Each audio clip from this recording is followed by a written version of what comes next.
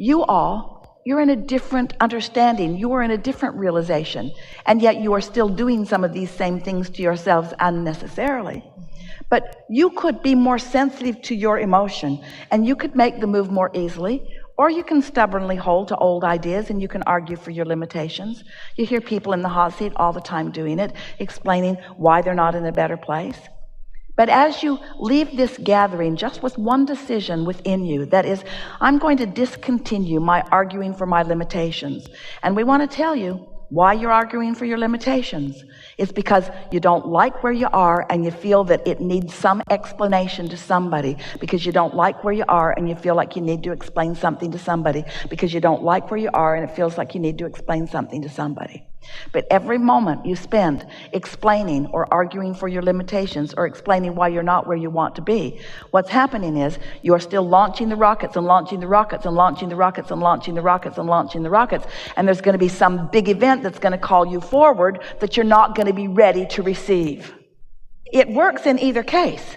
You can launch the rocket and catch up with it, and launch the rocket and catch up with it, and launch the rocket and catch up with it. And you can have this steady, receptive mode life experience that is divine and delicious. And everyone who watches you living a life like that envies you. Or you can launch a rocket and not go, launch a rocket and not go, launch a rocket and not go, launch a rocket and not go, launch a rocket and not go, launch a rocket and not go. And eventually that desire is going to be strong enough, it's going to yank you over for a minute, but you're not going to be ready to hold it. And then you count yourself as unworthy or not smart or not being good at this. Are you following this a little bit? So this is why over time we've come to say to you, when you wake up in the morning, that's the easiest time for you to set these new patterns in motion, because your habit of thought has subsided. The momentum has subsided while you were sleeping, you see. You are too involved with the other physical humans in your world and not involved enough with your own inner being. You are too much trying to please others and what they think, and not enough trying to please yourself.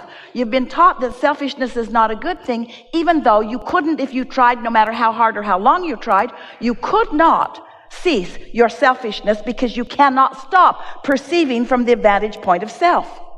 You've got to embrace selfishness as a natural consequence of being focused in this physical self. You must accept the perspective of self as being valid and good, you see. So we've talked a lot for many years about how it's good to feel good. And still, it's hard for you to accept it because of the conditioning of what came before, of others who also wanted to feel good, but they needed you to do what they needed you to do in order for them to feel good. How dare they say to you, do not you dare please yourself, you must please me instead. Do not you dare be selfish, you must not be selfish. I am the only one that gets to be selfish, which means you need to do what I need you to do in order for me to feel good. And we say, you have to be able to see the bogusness of that, you see. And so, with anyone that you encounter, whether you see yourself as an official teacher in an official teaching mode, or whether you are a stranger meeting someone maybe for the first and last time, or whether you are co-creating with family members or dear friends who you spend a lot of time with, the thing that is of greatest benefit to them is also the thing that is greatest benefit to you. And that is that you feel good right here, right now, somehow, some way. That you just find something to be positive about, something to be appreciative of. And that's why you're asking for that sort of rampage, because you can feel the power that is in that. So let's start at the beginning of this. I'm a physical being, and I've come into this physical reality with great reason. It's good that I'm here. It's right that I'm here. I'm here for great reason. And I'm in the perfect environment of all this contrast. Even the contrast that I think I don't want to live is a good thing, because out of it comes new desire, which is always a good thing. I cannot stop moving forward no matter how hard I try. And so I'm moving forward, and the source within me is reveling in that expansion that I'm accomplishing. All of the people around me are having the same experience, and to different degrees we are in the receptive mode at different times. But I don't have to figure out what anybody else is doing, because law of attraction is figuring it all out. All I have to do is feel as good as I can feel right here, right now. And the options are unlimited for me.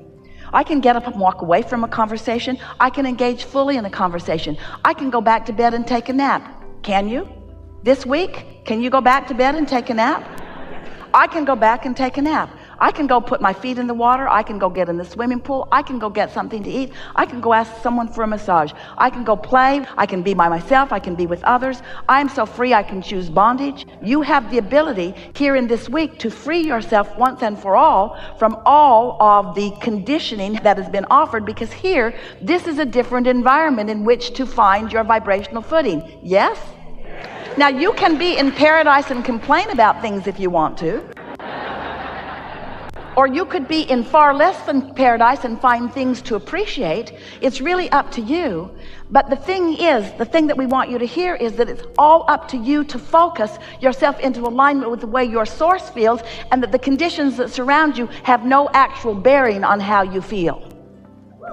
You do not have to accept the conditioning that has been before, and more important, you do not have to accept the conditioning that is surrounding you now. You have more leeway, more latitude, more ability to feel good than you've ever given yourself credit for, than you've ever realized that you have. And so,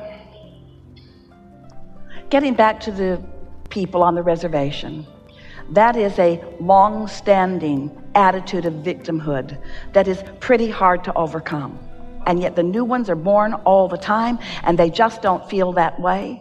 If we were standing in your physical shoes, we would be advocating the dispersing of the reservation. We would be advocating the dispersing of any pocket of anything. We would be advocating the dispersing of anyone who is standing in a place of vulnerability where they are believing that they need something from someone other than their own resources in order to survive. We think that it is the well-meaning population that is most conducive to holding people where they don't want to be. You have your nose in businesses and why do you do that? We love you so much. Because it's with such good reason that you do it. Why do you do that? You do it to justify where you stand. In other words, we must help the downtrodden. And we say, then don't give them a label. We must help the disadvantaged, then don't see them as disadvantaged. You cannot help anyone. You are of no value to anyone that you do not see in their power and in their light and in their own ability. These are strong words, and they are law-based, and you know they are valid because of the life experiences that you have lived. You cannot help someone out of poverty. You only shine a spotlight on their poverty. You can lead someone to abundance by shining a spotlight on abundance. Because in this attraction-based universe, you cannot push against anything without adding to it, you see. And so you are a bright light introducing yourself into this environment. And the only question that we have for you is, can you keep your light shining as you introduce yourself into that environment? And if you can't, stay out of it. Because if you get into it and your light isn't shining, you're of no value to them and they're of no value to you. In other words, go where the light is, go where the light is, go where the light is, go where the light is, go where the light is, go where the light is. This is the rampage. Go where the light is, go where the light is, go where the light is, go where the light is, go where the light is, go where the light is, go where the light is, go where the light is, go where the light is, until you are shining so bright that you can go anywhere and make a difference. But if you go into the darkness, before you go where the light is, go where the light is, go where the light is, then... Okay. So I have one more question then. Yes? I definitely feel like I go where the light is, and I bring it with it. We feel that too. So... And yet you told us a terrible story. Yeah. And you took us all into the darkness. It's the for just a moment. Like contrast every day. So that light, that light. And I actually sing this little light of mine oftentimes. And my question is, sometimes I don't know if I feel the light. I feel like I'm supposed to be there, and I don't understand how I bring this flow or awareness to the teachers I work with. We have a question for all of you, especially for you, but for all of you. So when you see yourself in the world, do you have a propensity to want to make the world a better place? Well, therein lies your problem. Because that means you don't think the world is a better place, and it means you're looking for the problems, which means you're finding them, which means you're letting the problems of the world contour your vibration, and that's why you feel struggle. That was a trap, and you fell right in. So here's some more traps. So, do you feel appreciation for this time-space reality? And do you find so many things to appreciate every day? And does that mean that there is not contrast amongst the things that you appreciate? But do you think your appreciation is stronger? Under those conditions, the contrast can serve you. And so what you're wanting to do is to get a sense of whether you, within the contrast that you're focused upon, is launching more desire or whether it's wearing you down. So sometimes, we've heard it from some of you already, I'm not as happy as I once was. Well, that's backwards. Every day you must be happier than you were before. This is a very big flawed premise that so many humans carry around with them, is that as I move through time, I will be more diminished. As I move through time, I will be less vital and alive. As I move through time, I will have less of this and less of this and less of this. In other words, I'm going to peak out and then I'm going to start. Well, there's no reason ever to peak out and then begin sliding down, because you have access to source energy that is resourcing you, that is renewing you. So the only thing that is ever causing decline within you, the only thing that is ever keeping you from continuing to move into more and more and more and more, is attention to things that hold you back from the very energy that you've asked for, you see. So the process can sometimes work a bit against you, as contrast causes you to ask for more, but you have practiced thoughts that don't let you go. And that's what we talk about all day, every day when we are together. Practice the thoughts that let you go. Practice the thoughts that open your valve. Practice the thoughts that open your circuit. Do the things. Be nicer to yourself more of the time. Give yourself more of a running start. Go to the light, go to the light, go to the light, which means go to the spa. Go to the ocean, go to the food that tastes good, go to the conversations that are uplifting, go to the concerts, go to the fun, go to where it feels good, go to the light, go to the light, go to the light, go to the light, go to the light, go to the light, until you are bright, you see. Don't try to fix the world. And so, what is this tendency to look all around the world and find a problem so that I can fix it because of something sort of nice? Esther used to carry a coat hanger with her years ago because she was really good at helping people get their keys out of their car that were locked in. She had a sort of magic touch. Her hanger was her friend. She knew just how to put it down in the windows. It's more difficult today. She doesn't do it anymore. Jerry stopped her. One day, 3 people in one day needed help. Law of attraction was just serving them up and serving them up and serving them up, serving them up. And one day Jerry said, I think we should leave that hanger home. Because whatever it is you are giving your attention to, Esther was in such an attitude of service that everywhere she went, Jerry couldn't find her, and she'd be pushing somebody in a wheelchair way over there, and then he's at the gate wondering where she is, and she's found a ticket on the floor, and she's gone to the airline, which was in the other terminal, to find out if she can find this passenger. And Jerry said, Esther, serve me for a little while. Just serve me.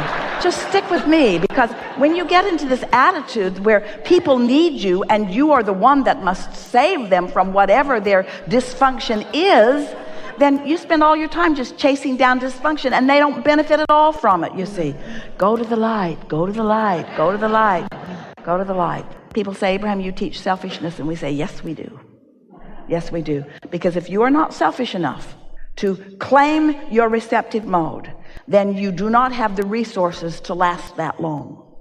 But if you are selfish enough to continue to go to the receptive mode, where you receive those resources, then ideas come, perfect words are spoken. You feel that happening with you all the time. One by one, you say the right thing at the right time, but it is not in that cluster of organization or administration. They are not ready to ever hear you. In your lifetime, they will not hear you.